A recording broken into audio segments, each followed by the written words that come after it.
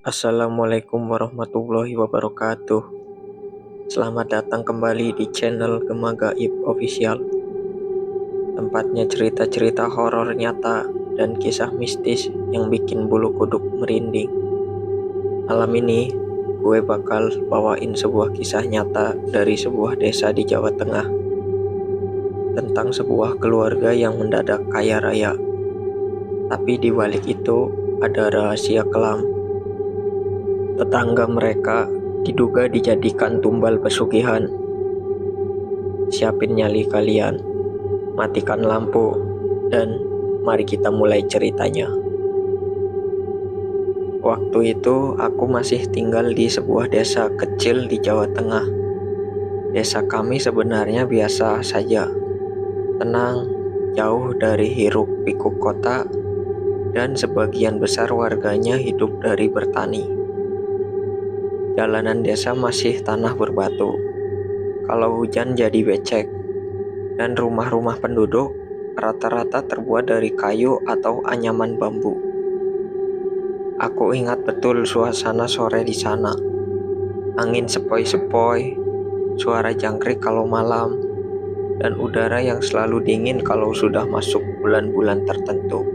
Di desa itu ada satu keluarga yang kehidupannya mendadak berubah drastis. Mereka dulunya orang sederhana banget.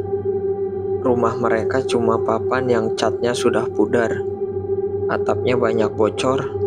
Bahkan kalau hujan deras suka terdengar bunyi air menetes di dalam rumah. Motor mereka pun sudah butut, sering mogok di jalan. Anak-anak mereka juga tidak terlalu menonjol. Bahkan sering ikut bantu orang tuanya di sawah untuk sekedar menambah penghasilan. Tapi entah kenapa, dalam waktu yang relatif singkat, semua itu berubah.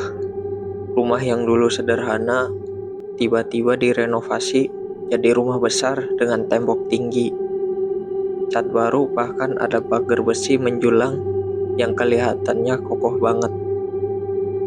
Mereka juga punya mobil mewah yang waktu itu sangat jarang ada di desa.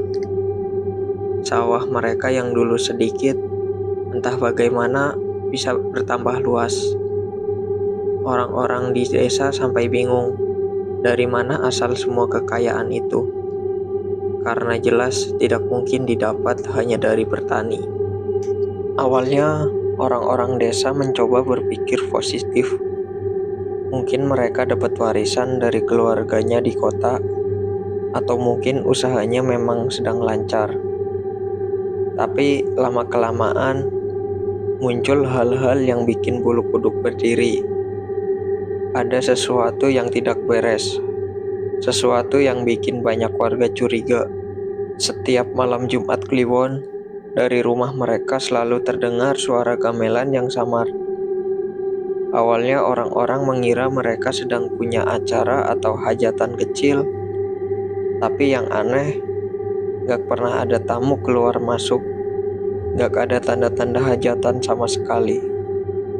Suara gamelan itu seperti muncul dari balik dinding, kadang disertai bau kemenyan yang menusuk hidung.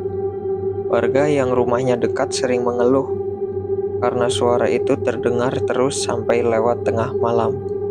Yang bikin makin merinding, di belakang rumah mereka ada sebuah sumur tua. Sumur itu sebenarnya sudah ada sejak lama, bahkan sebelum rumah mereka berdiri. Katanya sumur itu dulu dipakai warga desa untuk mengambil air, tapi lama-lama ditinggalkan karena airnya semakin keruh dan berbau aneh.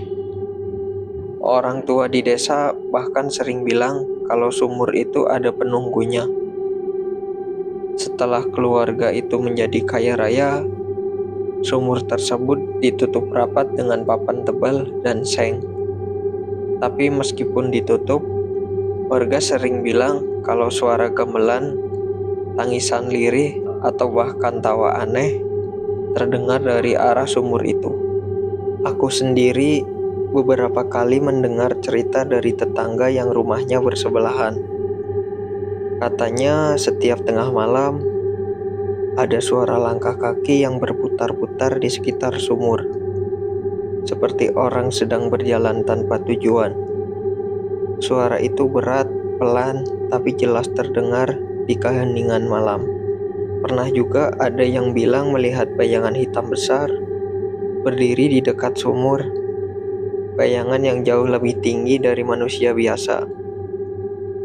Saat didekati, bayangan itu menghilang begitu saja.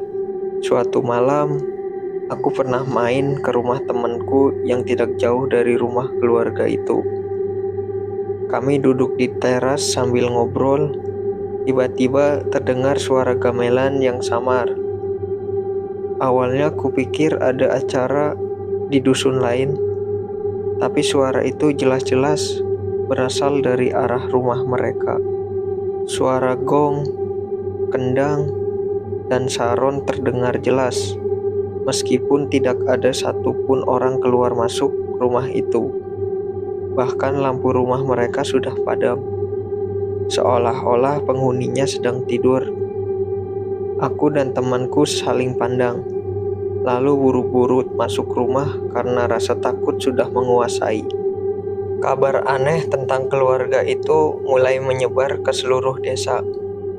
Banyak yang bilang mereka melakukan pesugihan, perjanjian dengan makhluk gaib untuk mendapat kekayaan dengan cepat. Pesugihan semacam itu memang bukan hal asing di Jawa. Orang-orang percaya bahwa untuk mendapatkan harta melimpah, seseorang harus membeli sesuatu sebagai tumbal. Dan biasanya yang jadi tumbal bukan sekedar hewan, tapi manusia. Kecurigaan warga semakin kuat ketika beberapa peristiwa aneh terjadi. Ada seorang pedagang keliling yang sering lewat depan rumah mereka. Suatu hari, pedagang itu bercerita kalau dia pernah melihat sosok perempuan berambut panjang duduk di atap rumah mereka tengah malam. Sosok itu hanya diam, tapi matanya merah menyala. Pedagang itu mengaku langsung lari terbirit-birit, meninggalkan dagangannya begitu saja. Bahkan ada cerita lain dari seorang anak kecil yang gak sengaja bermain terlalu dekat dengan rumah itu. Anak itu mengaku melihat seorang pria tua berjubah hitam berdiri di dekat sumur dengan wajah tertutup kain. Saat ditanya siapa pria itu, keluarganya hanya bilang anak itu berhalusinasi. Tapi sejak hari itu, anak tersebut jatuh sakit selama berminggu-minggu dan selalu mengigau menyebut-nyebut tentang orang hitam di sumur. Aku sendiri sering merasa gak nyaman setiap melewati rumah itu. Rasanya seperti ada yang mengawasi dari balik jendela. Pernah suatu malam, aku lewat setelah menghadiri pengajian. Jalan desa sepi, hanya ada suara serangga. Ketika melewati rumah itu, aku jelas mendengar suara orang berbisik. Padahal rumah terlihat gelap. Suaranya pelan, tapi jelas terdengar. Kata-kata yang gak aku mengerti, seperti bahasa asing atau mantra. Aku langsung mempercepat langkahku, tidak berani menoleh ke belakang. Sejak saat itu, aku mulai percaya bahwa memang ada sesuatu yang mereka sembunyikan. Kekayaan yang mereka punya bukanlah hasil kerja keras semata, melainkan ada harga yang harus dibayar. Dan yang paling menyeramkan, bisik-bisik warga bilang bahwa harga itu adalah nyawa manusia. Setelah keluarga itu mendadak kaya raya, desa kami mulai sering diguncang dengan peristiwa yang sulit dijelaskan. Yang paling pertama adalah hilangnya seorang pemuda bernama Bayu. Dia baru berusia 19 tahun dan terkenal rajin. Setiap hari dia membantu orang tuanya di sawah. Malam hari kalau ada kegiatan desa, Bayu selalu ikut, entah ronda atau kerja bakti. Tidak ada yang menyangka kalau anak itu bakal hilang begitu saja. Kejadiannya bermula di sebuah malam yang sunyi. Bayu pamit kepada ibunya untuk main sebentar ke rumah temannya. Katanya cuma sebentar dan gak bakal pulang larut malam. Tapi sampai pagi, dia tidak pernah kembali. Orang tuanya mulai panik, lalu memberitahu tetangga. Pencarian pun dilakukan oleh warga. Mereka menyusuri jalan desa, sawah, bahkan hutan kecil di pinggir desa. Tapi hasilnya nihil. Bayu lenyap tanpa meninggalkan jejak, seolah ditelan bumi. Yang bikin semua orang makin curiga adalah kabar dari salah seorang warga yang mengaku melihat Bayu terakhir kali bersama salah satu anggota keluarga kaya itu, tepatnya malam sebelum hilang. Bayu terlihat duduk di pinggir jalan sambil ngobrol dengan anak lelaki keluarga itu. Katanya mereka terlihat akrab, tapi tidak ada yang tahu apa yang dibicarakan. Setelah itu, tidak ada satupun yang melihat Bayu lagi. Desa pun geger. Orang tua Bayu menangis histeris. Polisi sempat datang, tapi pencarian tetap tidak membuahkan hasil. Tidak ada tanda-tanda penculikan, tidak ada barang yang tertinggal. Benar-benar hilang tanpa petunjuk. Di tengah keputusasaan itu, muncul gosip yang menakutkan. Beberapa orang tua di desa berbisik bahwa hilangnya Bayu ada hubungannya dengan pesugihan. Mereka bilang keluarga yang mendadak kaya itu memang sengaja mencari tumbal untuk memperbarui perjanjian mereka dengan makhluk gaib. Dan yang dipilih kali ini adalah Bayu, pemuda polos yang tidak punya musuh. Awalnya aku tidak terlalu percaya, tapi kemudian ada hal-hal lain yang semakin membuat cerita itu terasa nyata. Beberapa warga yang rumahnya berdekatan mengaku kalau malam setelah Bayu hilang, mereka mendengar suara tangisan lirih dari arah sumur. Suara tangisan seorang laki-laki muda jelas sekali terdengar. Bahkan ada yang bilang suara itu kadang memanggil nama ibunya, seakan minta tolong. Aku sendiri suatu malam sempat lewat dekat rumah itu. Saat itu, aku baru pulang dari warung yang agak jauh. Suasana desa sudah sepi, hanya ada suara jangkrik. Ketika melewati dekat pagar rumah keluarga kaya itu, tiba-tiba aku mendengar suara seperti orang mengerang dari dalam tanah.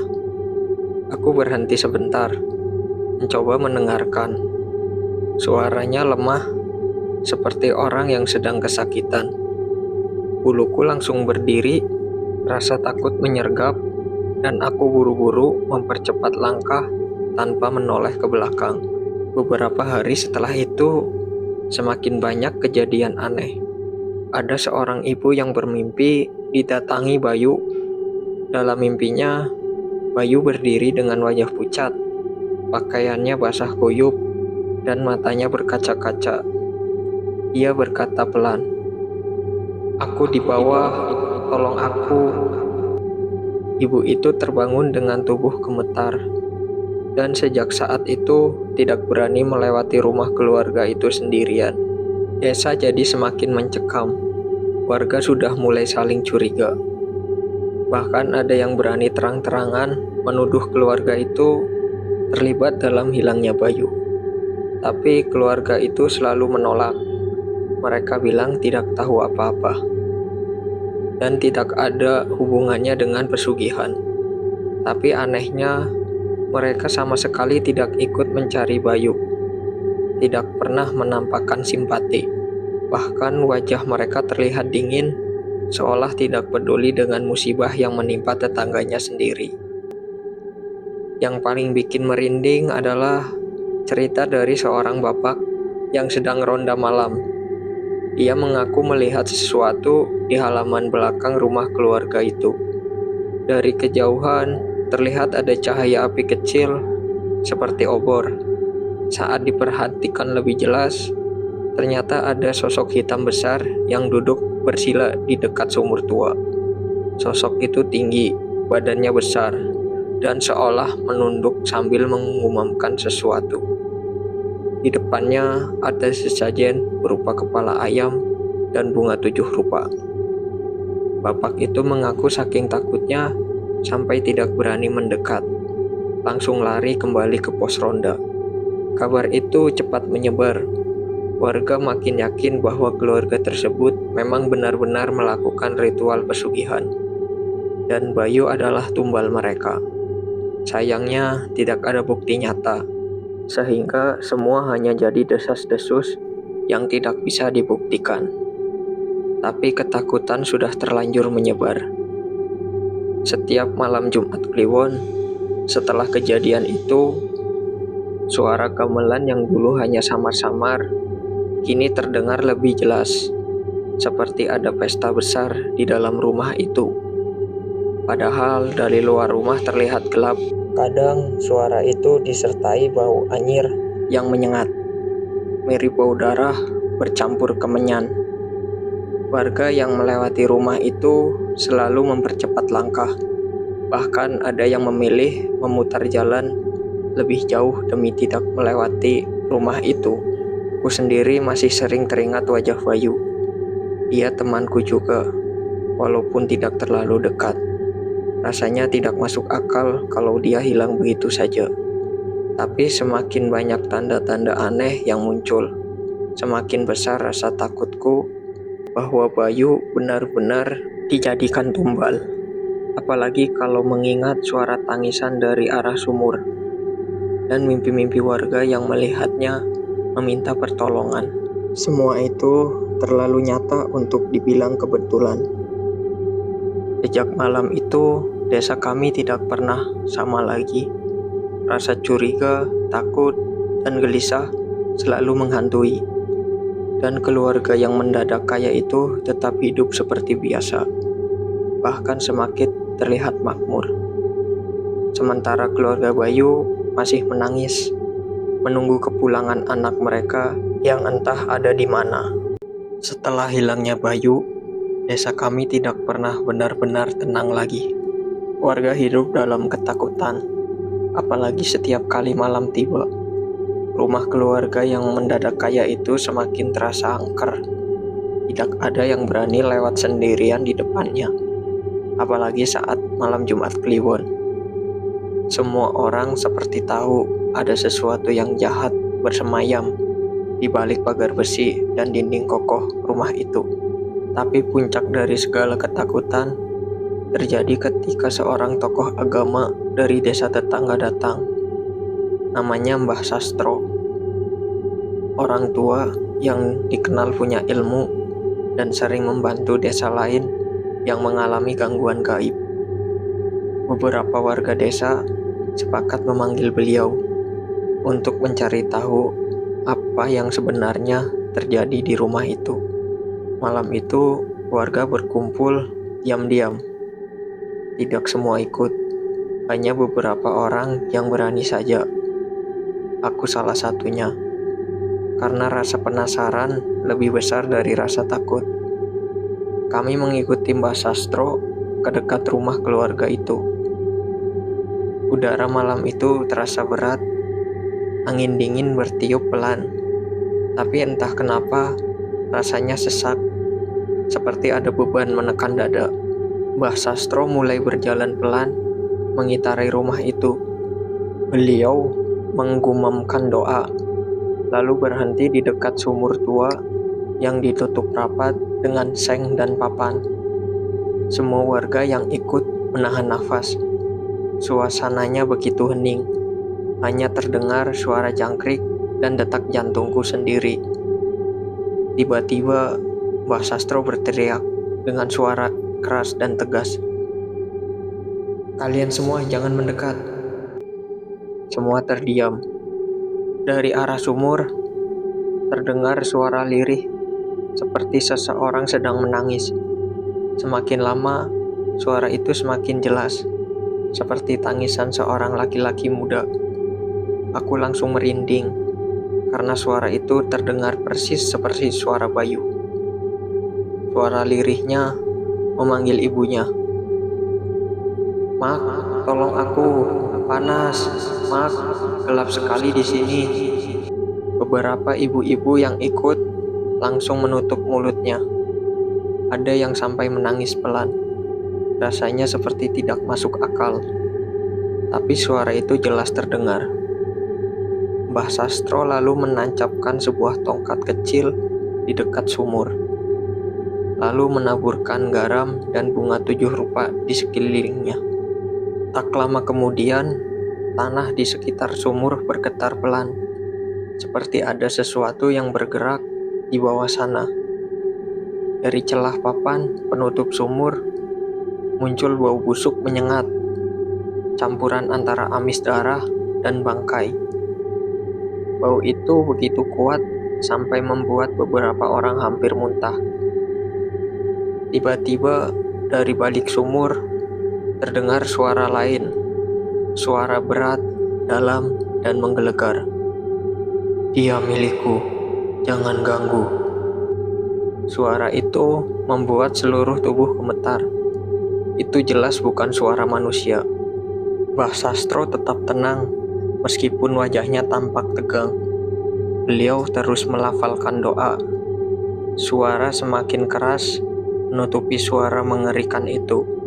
Warga yang lain hanya bisa berpegangan satu sama lain. Sebagian komat kamit membaca doa sebisanya. Lalu, sekelebat bayangan hitam besar muncul di belakang rumah. Tingginya hampir 2 kali manusia normal. Tubuhnya kurus, matanya merah menyala, dan wajahnya samar-samar seperti tertutup kabut. Bayangan itu melangkah pelan, tapi setiap langkahnya membuat tanah bergetar. Semua warga langsung mundur ketakutan. Aku tidak akan pernah lupa saat mataku bertemu dengan matanya. Rasanya seperti ditusuk ratusan jarum. Dingin, menusuk, dan hampir membuatku pingsan. Bayangan itu berhenti tepat di samping sumur, lalu menunduk, seakan sedang menjaga sesuatu. Mbah Sastro berusaha mengusirnya. Beliau membakar kemenyan, membaca doa keras-keras, bahkan memercikan air yang sudah didoakan ke arah bayangan itu. Tapi bayangan hitam itu hanya menggeram, lalu menghilang begitu saja ke dalam tanah, meninggalkan hawa dingin yang menusuk tulang. Setelah kejadian itu, Mbah Sastro bilang sesuatu yang tidak pernah kami duga. Katanya, benar ada roh manusia yang dikurung di dalam sumur itu, dijadikan tumbal untuk memperpanjang pesugihan. Dan roh itu tidak bisa keluar karena sudah diikat dengan perjanjian darah. Menurutnya, roh itu adalah milik makhluk gaib yang memberikan kekayaan kepada keluarga itu.